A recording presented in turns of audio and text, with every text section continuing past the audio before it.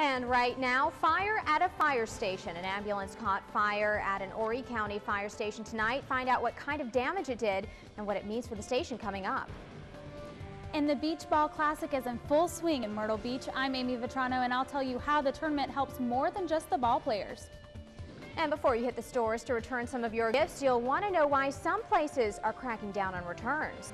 Live from the WBTW News Center, this is News 13 at 11. Coverage you can count on. Good evening, everyone. I'm Wendy Redmond. Bob Back has the night off tonight. Well, we start off with a developing story out of the Conway area. Authorities are investigating an ambulance that caught fire at a fire station. This happened at about 8 o'clock tonight at the Horry County Fire Rescue Station number 23. It's located right near Horry Georgetown Technical College off of Highway 501. We're told 4 people were inside the station at the time, but nobody was hurt. Because of the fire, those firemen are displaced for at least the night. They will still be in service, but from 2 other fire stations. Conway Fire is helping cover this area until the station is back up and running. No word on what caused the fire, but we'll keep you covered on this investigation.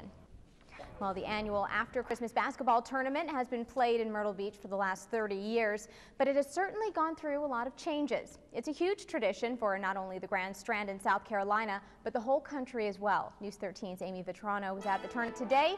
She tells us in tonight's top story how this doesn't only impact the basketball players, but the community as well. Right, Amy? That's right, Wendy. This tournament brings people from all over North America here to Myrtle Beach. Players and their families travel from as far away as California and even Canada to participate this year. But people involved in the tournament, it takes a lot more than the teams to make it a great week. It really has been a great asset for our community. Our community has supported it. They're the reason that we've been here 30 years. Sure, the restaurants and hotels benefit immediately from the extra people in town this week, but the tournament also works as a promotional event. This is not just about what happens this week. This is what happens in the future, because you have a lot of people that are being introduced to Myrtle Beach for the first time. The promotion worked for these two. Carolyn Bryan and Bob Carlin first came to our piece of the East Coast 13 years ago. Without basketball in this classic, we would never have discovered Myrtle Beach. And we would never have come here and bought a place here. I mean, it's truly changed the direction in our lives. They travel from Anchorage, Alaska every year and spend 2 months in their beach condo.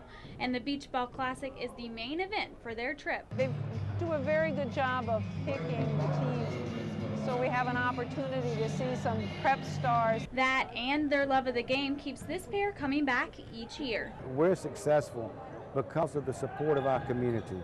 Our community, our business community, our residential community get behind us, and that's why we have lasted for 30 years. The Beach Ball Classic runs through Friday, December 31st at the Myrtle Beach Convention Center. General admission tickets only cost you $12 each. Live in the studio, Amy Vetrano, News 13. Thank you, Amy. And like we said, the Beach Ball Classic has really changed since its start back in 1981.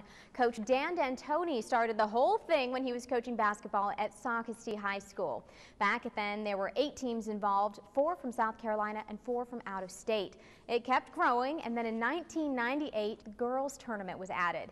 In the Beach Ball Classic's history, only 1 team from the Carolinas has won, and that was Eau Claire High School from out of Columbia back in 1986.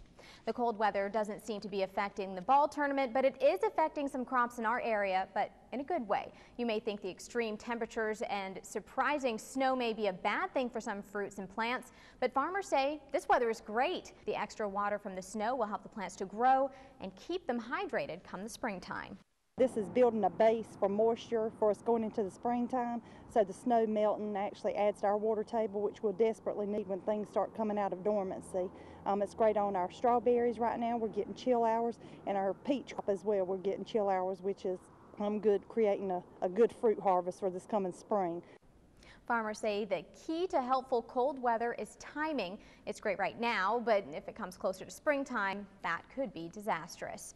Well, since 6, an election for new board members of the Waccamaw Economic Opportunity Council was rescheduled because nobody showed up to vote. The EOC's help people in need. Community activist Mary Daly says residents rely on the organization for help with their bills and other services. She thinks the current board members aren't looking out for those people and hopes the new board members fight for the needs of struggling families. We need to get new people in there that are going to stand up for the poor and the struggling, because that's their job. As a representative of the poor, it is to stand up and make sure that the programs and the monies are available when they have a need and need assistance. And that hasn't been happening. The election for Zone 2, which includes Myrtle Beach and Conway, will be rescheduled, as we said. Residents in Zone 1, including northern Horry County, will vote on their leaders in the EOC election Thursday in Greensea, and of course, we'll keep you covered on those elections. Meanwhile, a former Waccamaw EOC board member is back behind bars tonight. Abdullah Mustafa is at J. Rubin Long Detention Center on a failure to appear charge. He was first arrested back in September because police say he pointed a gun at his ex-girlfriend's head. In October, the EOC board refused to have him serve as a council member. Well, a man is in jail tonight because police say he shot his ex-girlfriend in the back last night in Dillon. Here's the suspect. His name is Derek Jones, and he's 33 years old. Police say the shooting happened last night at the City Trends after the two were arguing. Jones left the scene after the shooting, but then turned himself into authorities. No word on the victim's condition, but Jones is being held at the Dillon County Detention Center. And here's an update to another shooting investigation we told you about. A former Robeson County Middle School principal will get workers' compensation for his injuries that he received from a shooting last year. The State Industrial Commission's official says it's more than likely the shooting was in connection to James Hunt trying to stop gangs in the area. Someone believed to be a gang member pulled up to the former Marine's SUV and shot him last April. 4 dogs died because of a fire in downtown Florence. It happened around 9 o'clock last night at a home on South Coit Street. The fire burned an apartment on top of a garage. The dog's owner wasn't home at the time. Florence fire authorities said an electric heater too close to combustible materials was the reason for the fire. Well, there is some good news tonight out of Florence. For the 7th year in a row, members of the South Carolina United Methodist Churches teamed up for the Santa Hatchie program. Nearly 100 people from 3 different churches teamed up once again to help rebuild and repair houses in Florence. Students and adults pitched in to help during their time off of work and off of school. Earlier today on Fortune Street, the team replaced the roof for a man who truly says he appreciates the group's kindness. Everything is just beautiful to me, you know, and I appreciate them I feel that, they real God-sent people, and, I mean, I'm blessed. I'm better than blessed. It's not just the homeowners who feel good about the program each year, but the volunteers and students do too. It's a lot about helping people and, of course, the construction aspects of it, but I think mainly it's helping people of all ages, just don't have to be elderly. You never know who may or may not need help in the holidays, or not just the holidays.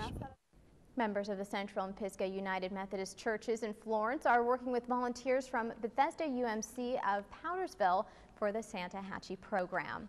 Well, while they are helping with that project, some of you may be waiting in lines to return some gifts you got this Christmas, but because of what some are calling shopping return fraud, you may have a little bit more of a difficult time doing that this year than you would expect. News 13's Christine Scarpelli explains in tonight's Consumer Watch. Like many others, Neil Gatson is returning Christmas gifts.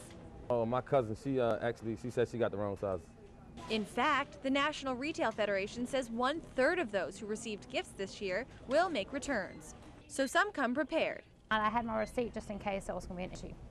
But Consumer Report says nearly half of all retail shoppers don't bother to look at the rules for returns beforehand. I don't, some stores, if you don't have a receipt, some stores usually take it and some stores don't. I don't really know the return policy, so. NRF says they've seen about $14 billion in return fraud this year. Many retailers are tightening their return policy, like requiring a receipt or driver's license at the counter.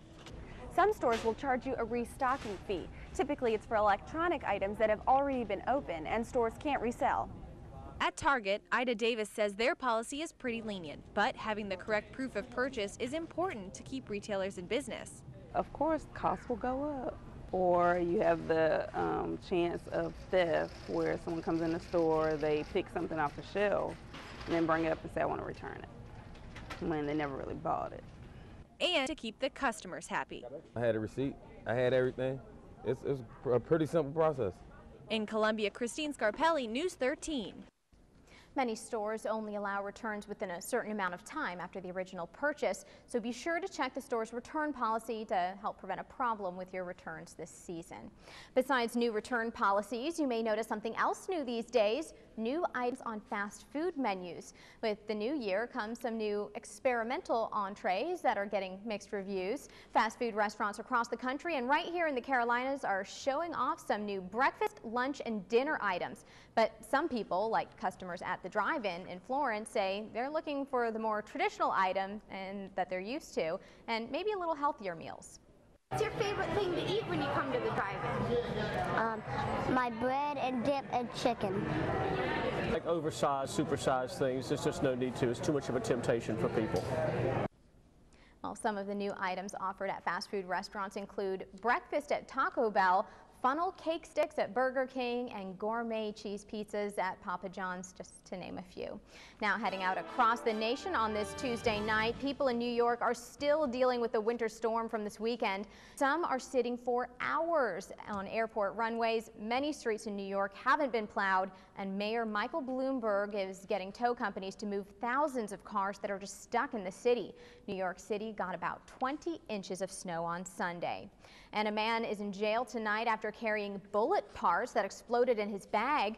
This happened at Miami International Airport, where police originally thought it was an aerosol can. An FBI spokesman said the bullet primers ignited as the bag was being taken to the flight. Authorities have not found a link to terrorism in this case.